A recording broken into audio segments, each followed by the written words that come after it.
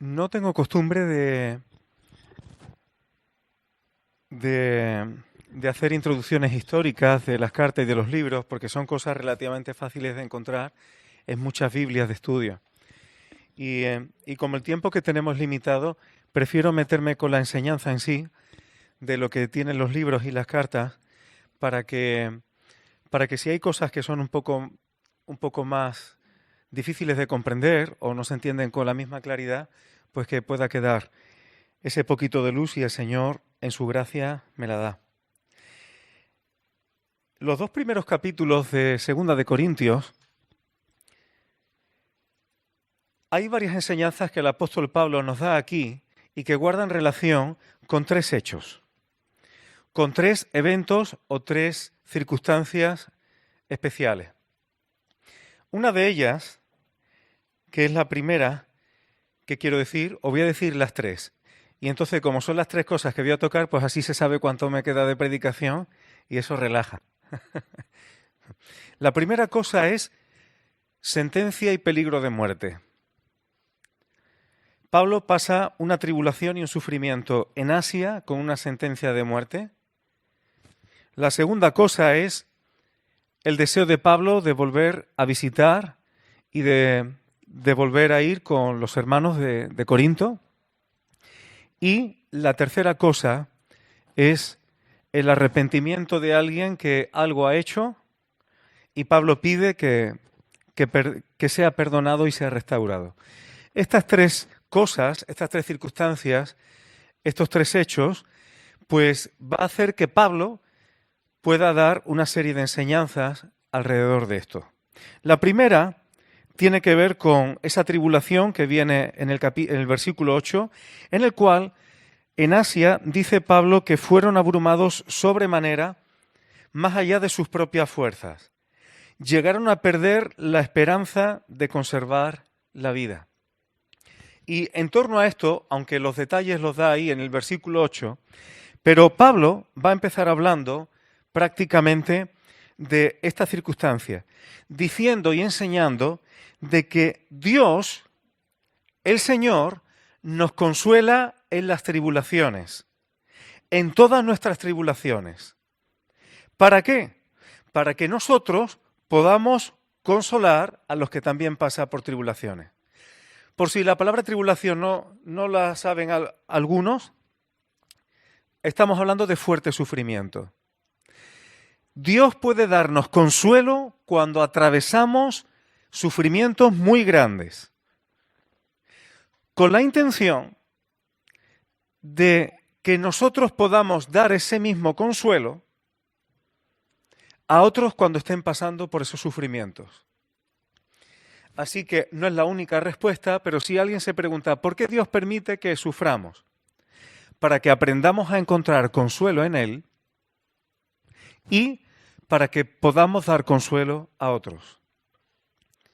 Si Dios no permitiera que pasáramos por circunstancias difíciles, nosotros buscaríamos a Dios no por adorar a Dios, sino en adoración al bienestar que Dios nos da.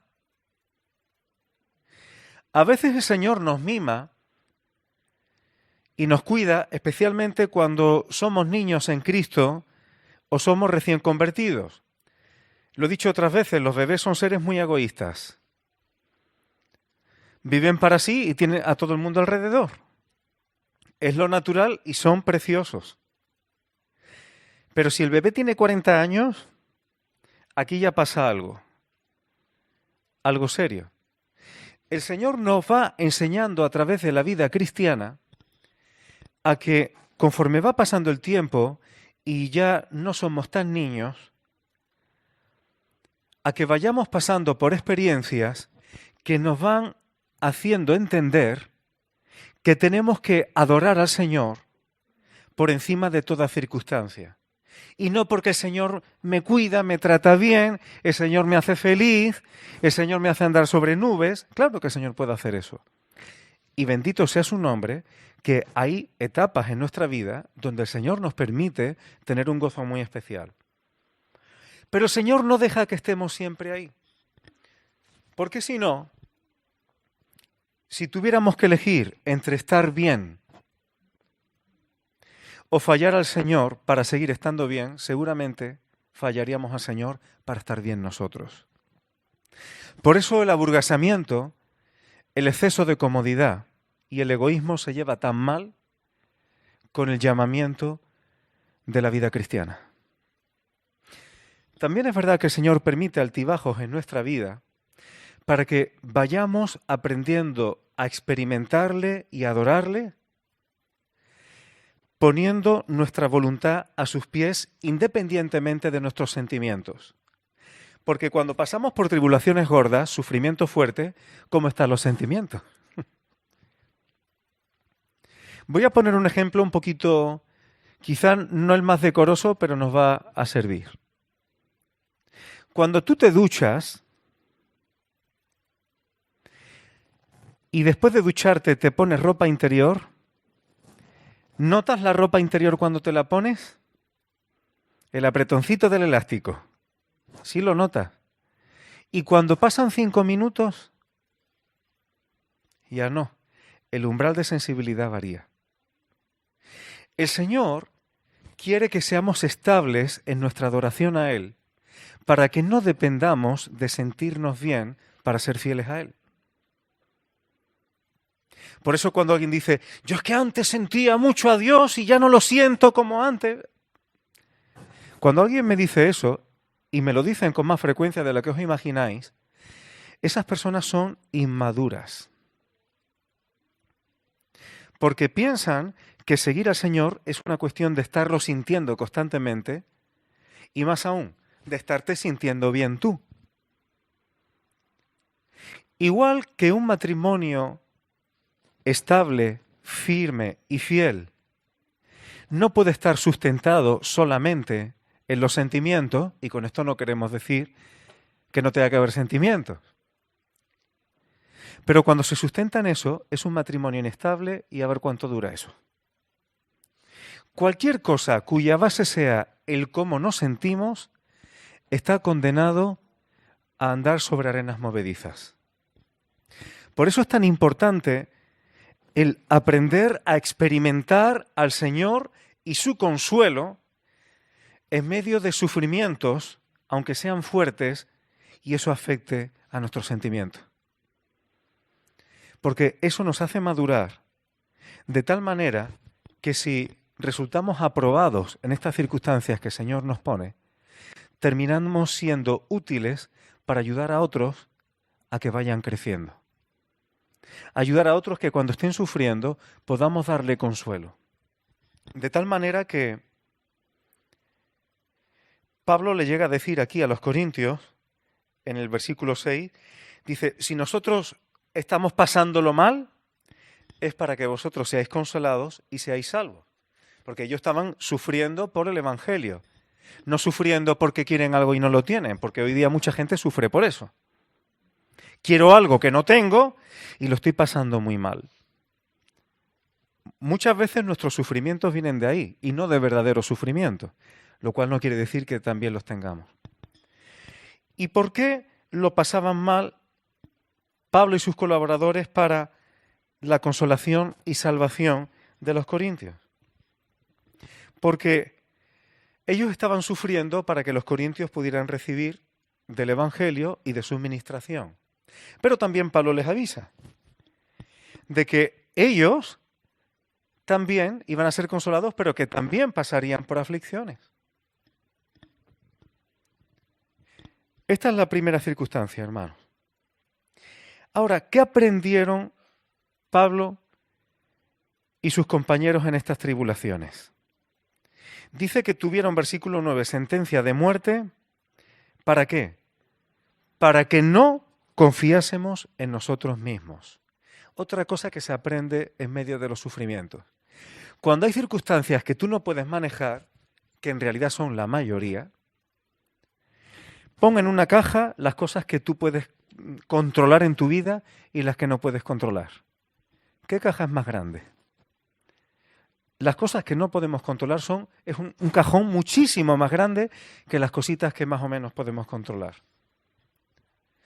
El Señor nos permite pasar por sufrimientos grandes para que aprendamos a no confiar también en nosotros mismos. Y fijaos, de tal manera que el consuelo que Pablo llegó a tener cuando perdió la esperanza por su vida era que Dios resucita a los muertos. Cuando ya no tenía esperanza de seguir vivo, su consuelo de Dios es: tú eres tan poderoso que puedes resucitarme aun si muero. El que crea en mí, yo le resucitaré.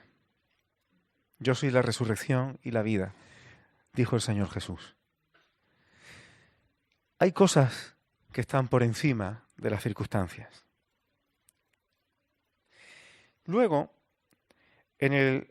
a partir del versículo 12, tengo que ir avanzando, hay algo que Pablo dice, y esto es difícil, Pablo aprendió a conducirse como Dios quería en este mundo y en medio de la iglesia, a pesar de estar pasándolo mal. Es razonable y entendible que cuando nosotros estamos pasando por dificultades serias, podamos tener días en los cuales no estamos para mucha historia. Pero no es normal que si tenemos consuelo de Dios en medio de dificultades, nos neutralice permanentemente o nos haga fallar. Por eso, Pablo le dice a los corintios que su gloria es esta: el testimonio de su conciencia de que se habían conducido en el mundo y con ellos, en medio de la iglesia en Corinto, ¿de qué manera? Con sencillez, sinceridad de Dios y no con sabiduría humana, sino con la gracia de Dios. Y quiero decir que estas palabras, sencillez y sinceridad, en griego, sencillez, esta palabra quiere decir sin disimulo y sin buscar lo de uno mismo. Esto es interesante, hermano, este detalle. Es decir, Pablo tenía conciencia de cómo se conducía en el mundo y en la iglesia, de no ser disimulado, sin fingimiento, una fe no fingida y sin buscar lo suyo propio. No andaba de una forma egoísta. Y luego cuando dice y sinceridad, aquí la palabra griega quiere decir claridad, si andamos en luz como Él está en luz, y pureza. Así que Pablo se conducía de la misma forma, tanto en la iglesia como en el mundo, de una forma honesta, como un siervo de Dios no fingido, un siervo de Dios no egoísta, con claridad, que nadie sepa de mí más de lo que ve u oye, y en pureza delante de Dios. Y estas cosas no las sustentaba por medio de sabiduría humana. La palabra aquí es sofía. ¿Os suena? Por filosofía, por lo menos.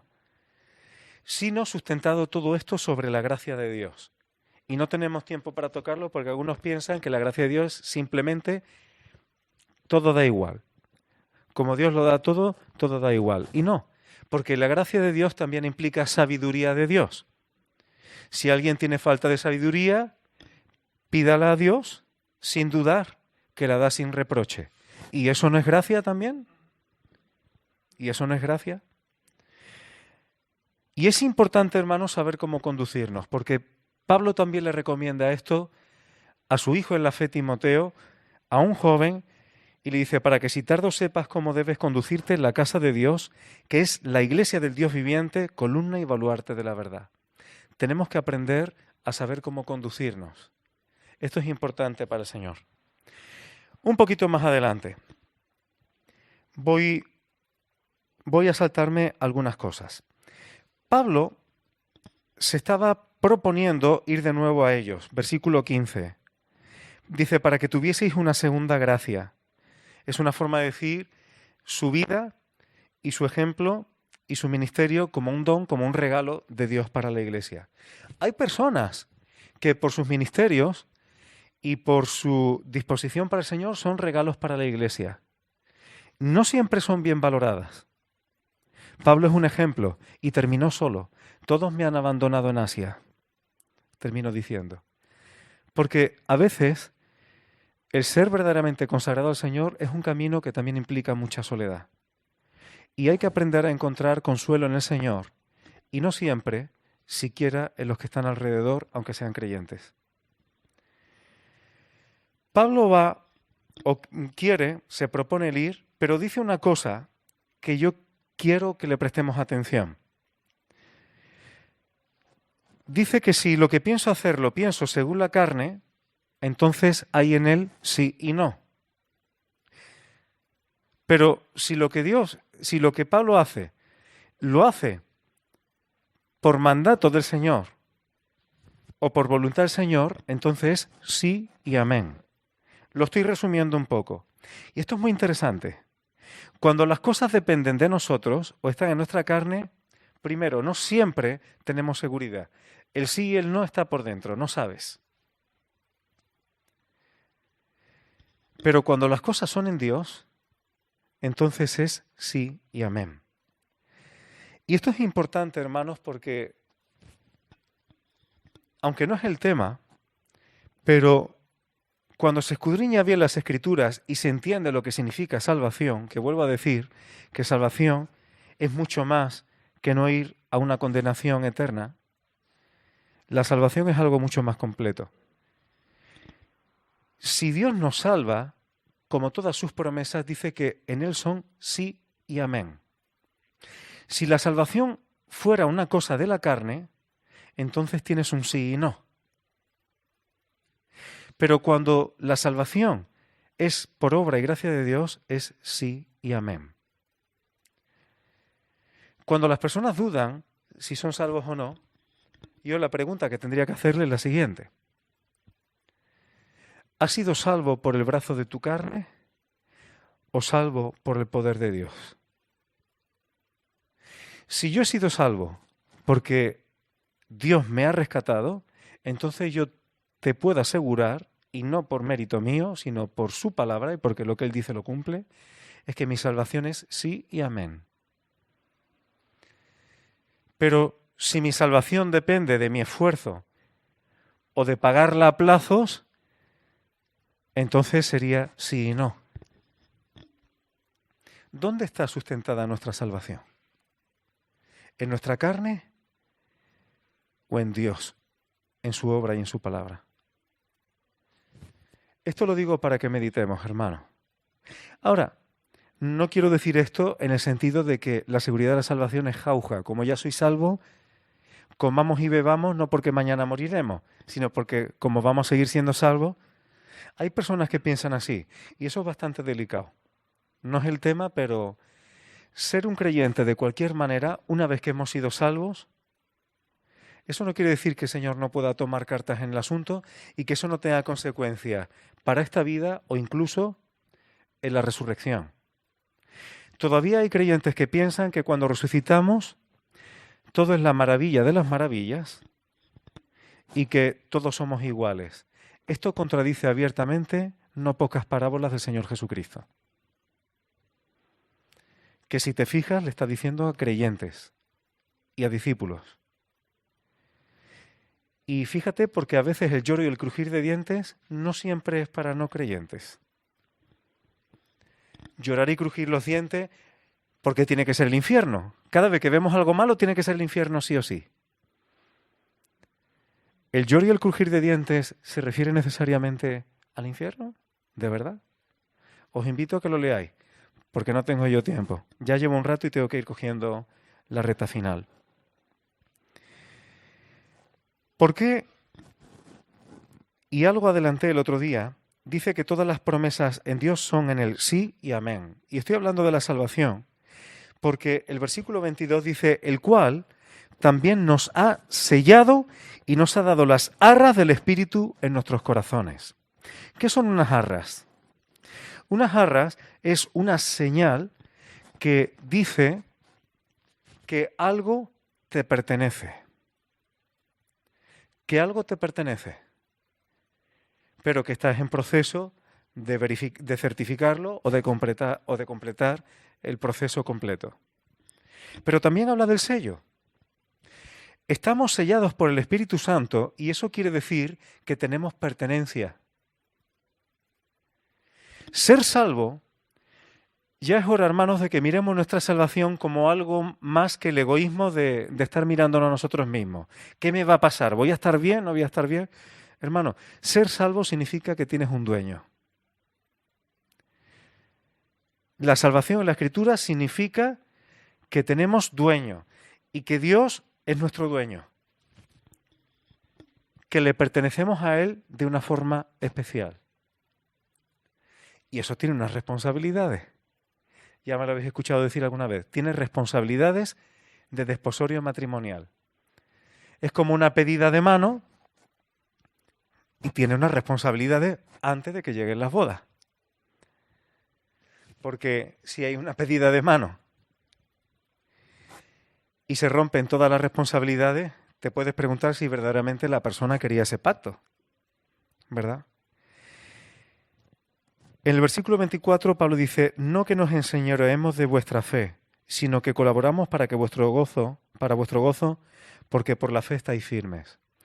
Hermano, no debemos enseñorearnos de la fe de nadie, porque la fe sí es para el Señor.